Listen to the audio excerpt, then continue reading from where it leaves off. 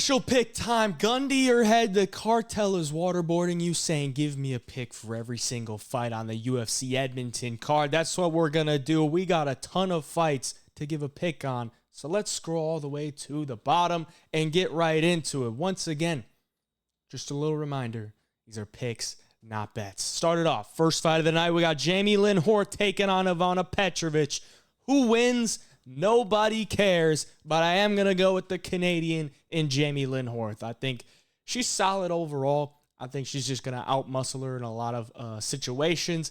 I've never really been a believer in Ivana Petrovic. I think it will be close, but I think they'll probably just give it to the girl who looks a little bit better. She's giving a little bit better optics, maybe on top for a little bit more.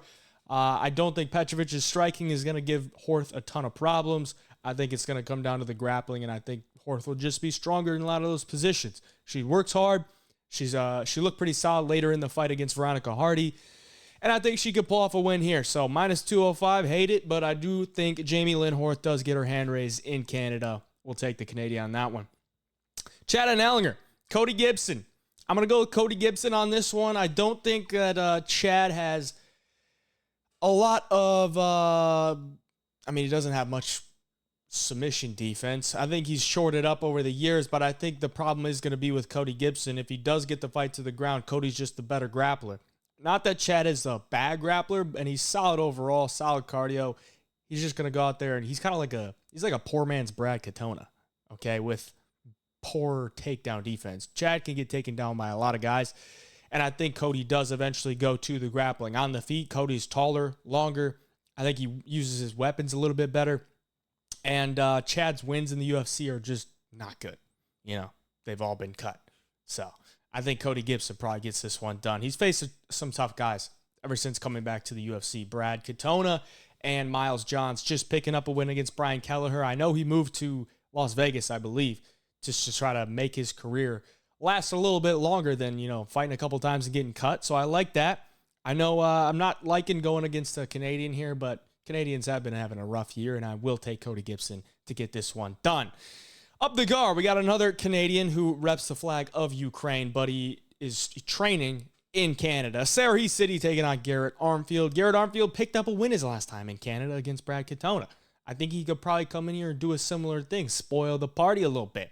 Okay, I'm not a big believer in Sarahee City. I don't think he does anything that great. I think he's just solid overall. He'll continue to work. He's probably going to have to weaponize some cardio in this fight, but I think Garrett Armfield should have enough success throughout the fight to get his hand raised. I think his boxing will be able to piece up Sarahee City. We saw Ramon Tavares piece up Sarahee City in his last fight and pick up a win by decision that way. I think Garrett will be able to touch him up on the feet. I think he can defend takedowns early. He just got to put it together for 15 minutes. Usually when he loses, he starts to slow down, and then these high-paced grapplers will take over later in the fight.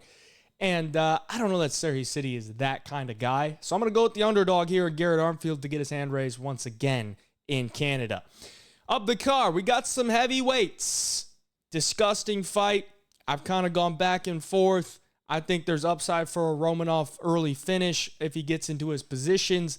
But I just can't, gun to my head, I just can't pick Alexander Romanov to win this fight because after round one, he doesn't look the same.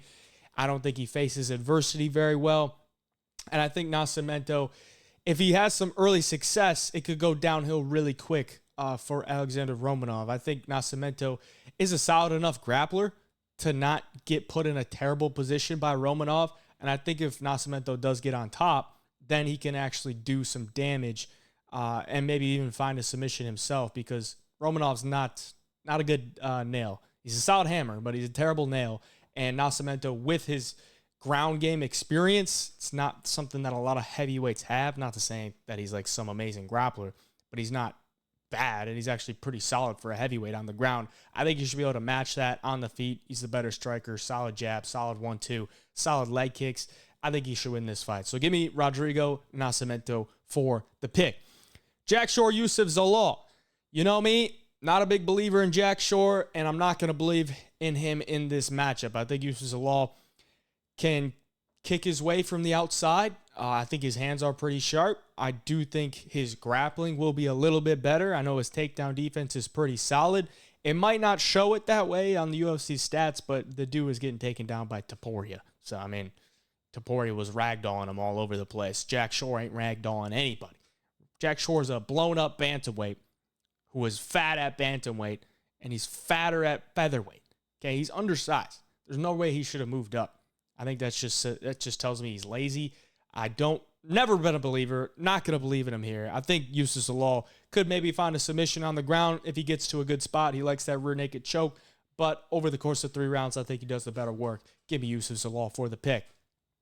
Moving on, we got another Canadian. Charles Jourdain going down to bantamweight. Victor Henry looks like Fabio, if you take away the beard. But I think he can win this fight. He is older.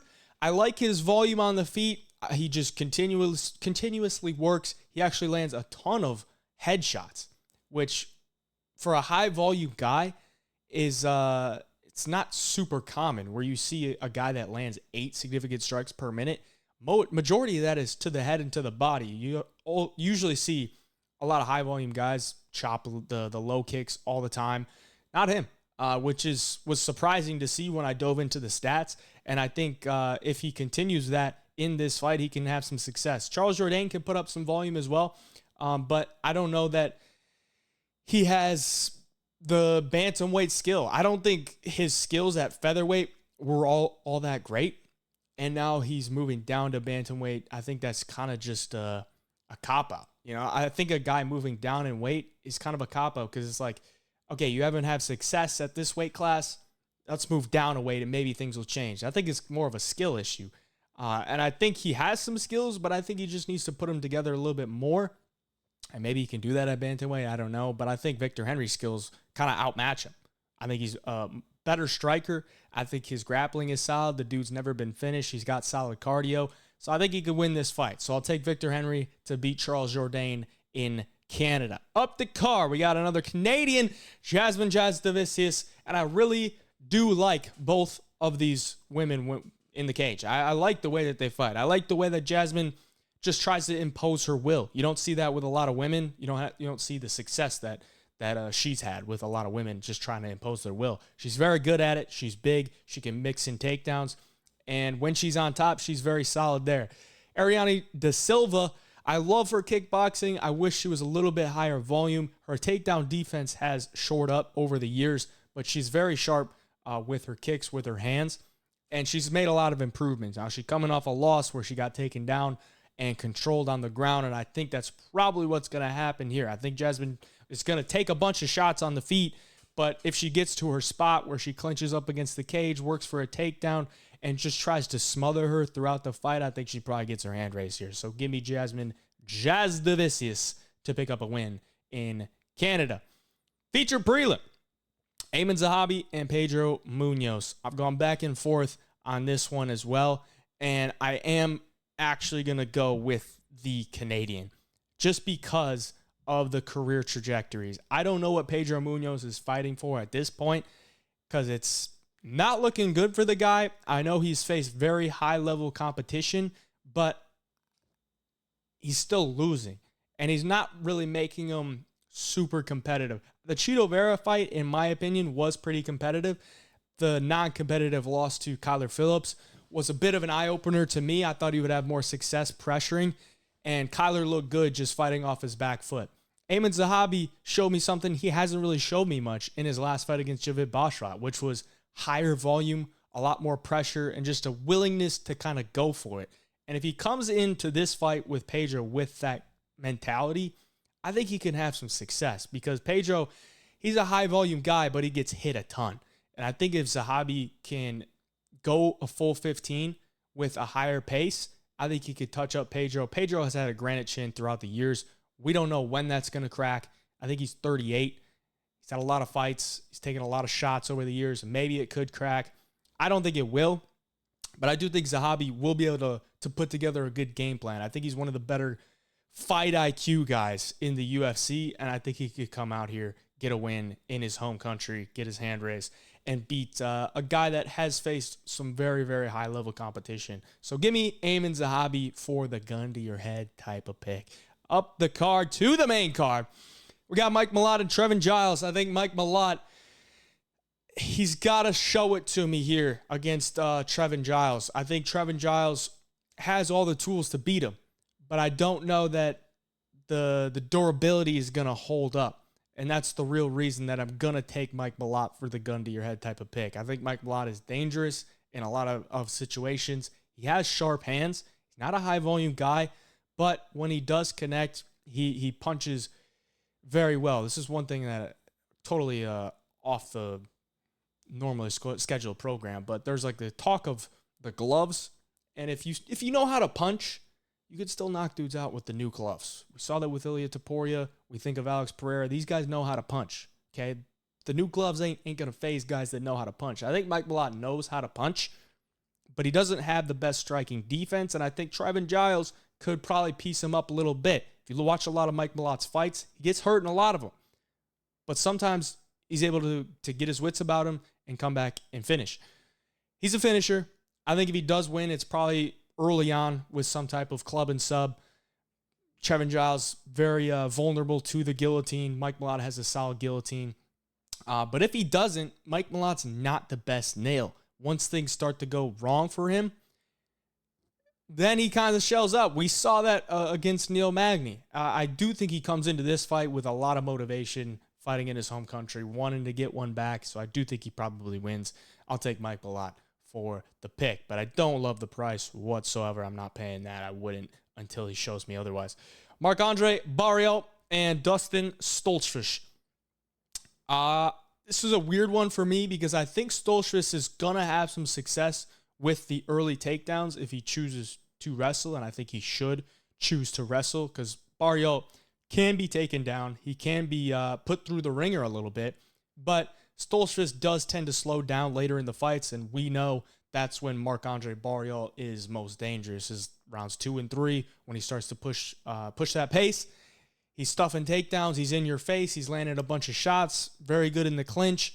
Elbows in the clinch, knees in the clinch, and just the short, dirty boxing. I think he'll probably eventually take over this fight. Maybe he could get a late round finish or win by decision, but I think Marc-Andre fighting in his home country, he's going to have the fans on his side, the judges on his side as well, and I think he does take rounds 2 or 3, if not finds a finish. So give me a Marc-Andre Barriault for the pick. Light heavyweights, Kyle Machado and Brandison Ribeiro. Another gross fight to me, but I do think Ribeiro is the side because I think Ribeiro is going to be a lot faster than Kyle Machado. I think he's a lot more dangerous than Kyle Machado. There's just some things that you don't like, obviously, with Ribeiro. He's been finished multiple times in his career. I think he makes some fight IQ mistakes. And honestly, I think his grappling is a little bit, it's just very offensive. I don't know that if he gets put on his back against Kyle Machado, I think he's going to be there for a while. I think he's probably going to be looking for some type of guillotine. If he doesn't hit it, then he's going to be on his back. And I don't know that he can get up against Kyle Machado, who is a big dude coming down to light heavyweight. Now, I don't like Kyle coming down to light heavyweight. I think it's a good move for his physical health, but I don't think he has the skills to really compete with the guys at 205. Heavyweight, terrible skills. You go down to light heavyweight, still not the best, but I think Brandison Ribeiro is just going to be a lot faster. I think he's a lot sharper. Kyle's he's a little bit faster for a heavyweight, but once he faces a guy like Ribeiro, who's tall, long, fast, I think he's probably going to be a bit shocked in there. So I think Ribeiro could probably get him out of there early. I don't think Ribeiro has the best cardio, but I don't think it's bad. And I am going to take Brandison Ribeiro for the pick. I just think the light heavyweight skill is going to be on full display, just as far as the speed and everything goes. So the honorary Canadian and Kyle Machado, not picking him to win. Give me Brandison Ribeiro. Heavyweight fight. This is one I'm going back and forth on as well. And I think I have to just settle in with Derek Lewis for the pick because Diniz is still pretty unproven in the MMA space. He's had a good amount of kickboxing fights throughout his career, but this is MMA, and I didn't really think about Derek Lewis possibly shooting a takedown here, but after watching the tape, I think it's definitely in the cards for Derek Lewis. I think if he gets this guy to the ground, I don't think Diniz has much of a get-up game.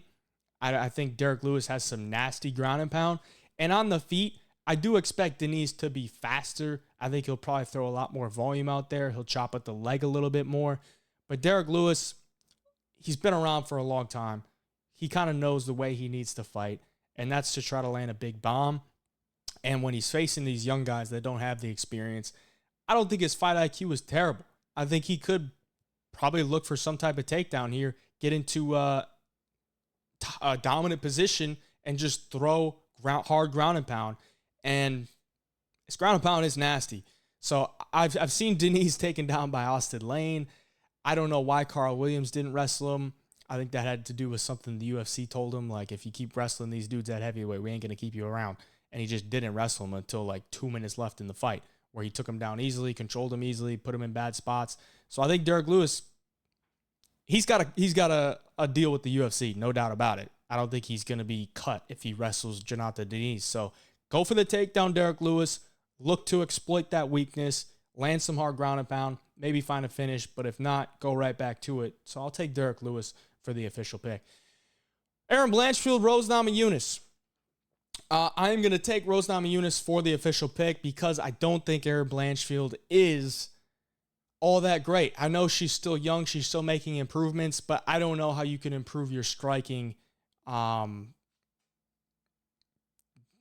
well, considering what she looked like against Manon Fiorot. And it's something that we've seen throughout the years. I mean, she lost the first round to J.J. Aldrich. J.J. Aldrich ain't the best striker, and the girl she was taking down is Molly McCann. She's finishing Jessica Andrade. They're not the best grapplers, okay? They can be finished on the ground, and on the feet, sure, she looked good against Jessica Andrade, but that was more the fact that she got hit with shots, and she didn't really, shy away from it. She's very tough on the feet. She just has no head movement, no real setups to her striking, and it's all based on she needs to get the takedown. Can she get takedowns on Rose? Probably. I don't think Rose has the best takedown defense, but I don't know that she finishes Rose on the ground. I think Rose has really solid jiu-jitsu, and she's had a long experience against high-level opponents on the ground as well. She could maybe out-wrestle Aaron Blanchfield in some positions, get on top, win some minutes there, but on the feet, I think it's just going to be night and day. I mean, Rose is a very good striker with good timing, good technical boxing, too, on the inside. I think she can hit Blanchfield with some shots. Sure, Blanchfield might walk through them, and maybe it does come down to a decision where it's control over damage. But I do think Rose Namajunas wins this fight. So I'm going to take Rose Namajunas for the pick in the co-main event. And that brings us to the main event. Brandon Moreno, Amir Albazi. Another one of these where I've gone back and forth. And there's not a ton to like, obviously, on both sides, in my opinion. I just don't like what Albazi showed in his last fight. But there are some moments that I do like for him in this fight. Brandon Moreno, don't like what I saw in his last fight. I don't like what I saw in the Pantoja fight either. And what I saw in that fight was him have moments to win these fights later on in rounds 4 and 5, and he just didn't capitalize. I don't know if that comes down to people in his corner telling him stuff that he's up and he could coast, or if it just comes down to him not having the fight IQ or the urgency or the cardio to put a stamp on these later rounds. You'd think a guy with that much high-level championship experience would be, taking over later in these fights. He just hasn't. And it's not like he's looked terrible in those fights, but he's just kind of letting things slip away. And I think there could be an opportunity for him to let this one slip away against Albazi. Albazi has power on the feet, and he has solid grappling. I actually love the way that he tries to get to the back, look for the back takes, and I think if he gets into that spot, he could maybe put away Brandon Moreno with some type of rear naked choke. Because when he is on the back, very strong, he'll hold that position. And we saw in the Pantoja-Moreno fight, Pantoja loved getting to the back, holding that position up against the cage, and just winning minutes that way. Albazi could look at that. I think he trains with Henry Cejudo, and I know Cejudo is a pretty good mind for the game. So I'm sure he's going to come into this with a game plan of how to beat Brandon Moreno, and Cejudo knows a lot of ways how to beat Brandon Moreno. Very familiar with him. So I'm going to side with Amir Albazi for the pick. I think the trajectory of careers is also there, that narrative. And it's not really a narrative. It's actually just something you got to take into account. Like Albazi hasn't reached where Brandon Moreno has reached before. And we've kind of seen in Moreno's last fight, he's been at the top. If the fight is getting close, there's just a guy that might want it more. And I think Albazi probably wants it more. He's been off for a long time. He's had to go through multiple surgeries. So I'm sure this fight means a lot for him. I am going to take Amir Albazi, man. I don't love it whatsoever. I don't love it. But I'm going to take him for the pick. Appreciate y'all for watching. Let me know your picks down in the comments. Hit the like button for me. Subscribe to the channel. We'll be back here on Friday with the best bets. We got all the bets going to be locked in the Homo Fight Picks winnable. That link is down in the description below. Appreciate y'all. Till next time. Hey, Jai Picks. We out.